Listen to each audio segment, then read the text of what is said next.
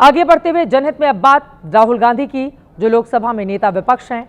नेहरू गांधी परिवार से आते हैं। पिता राजीव गांधी और दादी इंदिरा गांधी की हत्या हो चुकी है। ऐसे में राहुल गांधी की सुरक्षा बेहद अहम विषय है, लेकिन उनकी सुरक्षा से जुड़ी एक ऐसी खबर आई जो खुद उनकी लापरवाही की ओर इशारा करती है।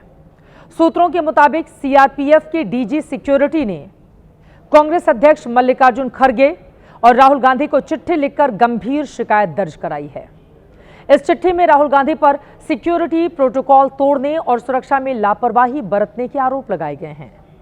सीआरपीएफ की ओर से यह चिट्ठी 10 सितंबर को लिखी गई थी, जिसमें राहुल गांधी पर Z+ विद ASL यानी एडवांस सिक्योरिटी लाइसेंस कैटेगरी सुरक्षा की अनदेखी के आरोप लगाए गए हैं।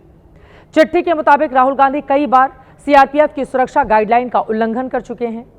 चिट्ठी में इस बात का भी जिक्र है कि राहुल गांधी विदेश दौरे पर जाने से पहले जरूरी जानकारी सीआरपीएफ को नहीं देते हैं।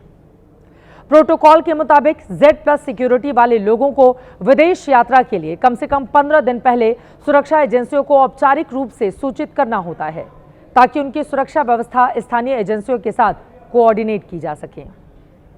सीआरपीएफ की चिट्ठी के मुताबिक पिछले 9 महीनों में राहुल गांधी 6 बार सुरक्षा प्रोटोकॉल की अनदेखी करते हुए विदेश दौरे पर गए।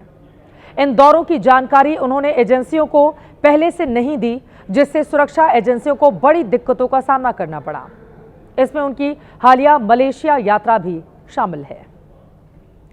सीआरपीएफ की शिकायती चिट्ठी के मुताबिक राहुल गांधी ने 30 दिसंबर 2024 से 9 जनवरी 2025 तक इटली दौरे, 12 मार्च से 17 मार्च 2025 तक वियतनाम दौरे, 17 अप्रैल से 23 अप्रैल 2025 तक दुबई दौरे, 11 जून से 18 जून 2025 तक दोहा दौरे, 25 जून से 6 जुलाई 2025 तक लंदन दौरे और 4 सितंबर से 8 सितंबर 2025 तक मलेशिया दौरे पर सीआरपीएफ को पहले से जानकारी नहीं दी थी, जो सुरक्षा की दृष्टि से बेहद गंभीर है। सूत्रों के मुताबिक चिट्ठी में यह भी कहा गया है कि राहुल गांधी देश के चुनिंदा अति संवेदनशील वीवीआईपी में से एक हैं, इसीलिए उनकी सुरक्षा में कोई भी चूक राष्ट्रीय महत्व का विषय है। सीआरपीएफ ने उनकी गंभीरता की कमी पर सवाल उठाया है और ये लिखा है कि बार बार प्रोटोकॉल उल्लंघन से न केवल उनकी सुरक्षा खतरे में पड़ती है, बल्कि सुरक्षा तंत्र पर भी अतिरिक्त दबाव बढ़ जाता है। ऐसे में कांग्रेस अध्यक्ष मल्लिकार्जुन खड़गे और राहुल गांधी से अपील की गई है कि आगे से सुरक्षा प्रोटोकॉल और आवश्यक दिशा निर्देशों का पालन सुनिश्चित किया जाए। अगर कुछ ईश्वर ना करे हो जाए तो ब्रीच कोई करेगा, लेकिन खामियाजा किसी और को भुगतना पड़ेगा। भारत के एक वरिष्ठ नेता राहुल गांधी जी हैं, चाहे विपक्ष के ही नेता हों, लेकिन मुझे लगता है ऐसे ब्रीच करने से उनको बाज आना चाहिए और जो हमारी सुरक्षा सुविधाएं हैं और जो एजेंसियां उसमें लगी हैं, संस्थाएं लगी हैं, उनको इस तरह की कंप्लेंट करने का मौका नहीं देना चाहिए। उम्मीद है राहुल गांधी इस विषय को गंभीरता से लेंगे और कम से कम खुद की अपनी सुरक्षा को लेकर वो कोताही नहीं बरतेंगे। खबरों में आगे बढ़ते हुए लेकर चलते हैं आपको नेपाल, जहां कल तक साथ मिलकर अपने देश में विद्रोह करने वाले जेनजी में आज सत्ता के लिए बंटवारा हो गया। अब सवाल ये पूछे जा रहे हैं कि क्या सेना ही सत्ता संभालेगी? कल रात खबर आई थी कि पूर्व चीफ जस्टिस सुशीला कार्की को जिम्मेदारी दी जा सकती है, लेकिन आज उनके नाम पर भारी विवाद हो गया। सेना मुख्यालय के सामने जेनजी के 2 गुटों में मारपीट हो गई, लात जूते चलने लगे।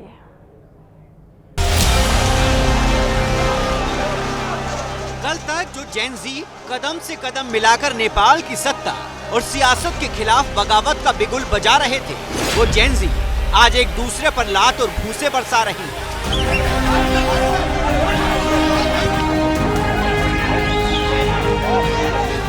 एक गुट के जेनजी दूसरे गुट के जेनजी को सड़क पर लिटा लिटा कर ऐसे पीट रही हैं, मानो सालों पुरानी दुश्मनी हो।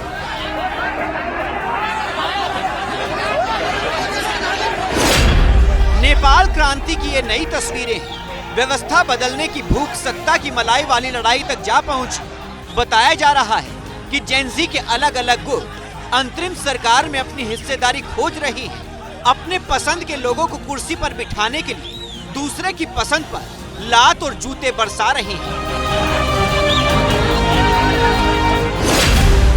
बताया जा रहा है है कि इसमें से एक गुट सुशीला कार्की का था, दूसरा गुट बालेन शाह का। अब ये सब उस सेना मुख्यालय के सामने हुआ जिसके हाथ में अभी नेपाल का कंट्रोल है।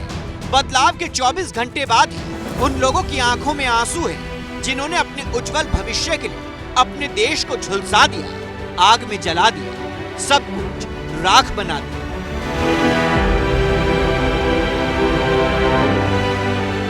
जेनजी आंदोलन को लीड करने वाले सुडान गुरुंग मौजूदा स्थिति देखकर प्रेस कॉन्फ्रेंस में भावुक हो गए। सोच्छु सबैजना पोलिटिक्स खेल्छ, के हो यो पोलिटिक्स भने यार? पोलिटिक्स भने देश बनाउने होइन र भने यार, के आफ्नो स्वार्थ गर्न पोलिटिक्स खेल्ने हो र? यस्तो पनि पोलिटिक्स हुन्छ? ठोक्छु यार म यस्तो पोलिटिक्सलाई त यार। कस्तो खालको पोलिटिक्स हो यार यो? म त बुझ्नै सक्दिनँ यार, कसम भने।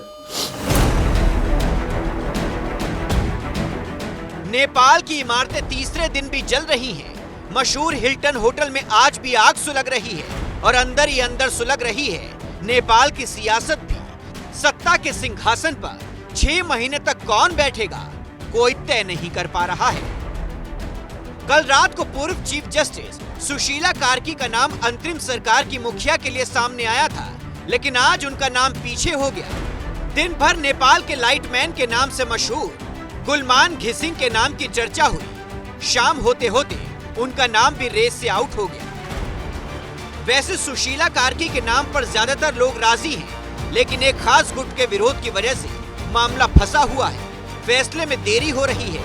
अब खबर है कि अगले कुछ दिनों तक नेपाल में राष्ट्रपति शासन ही रहेगा।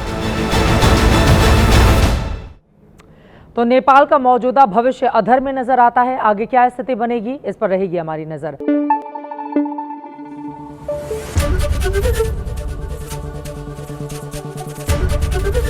एबीपी न्यूज आपको रखे आगे।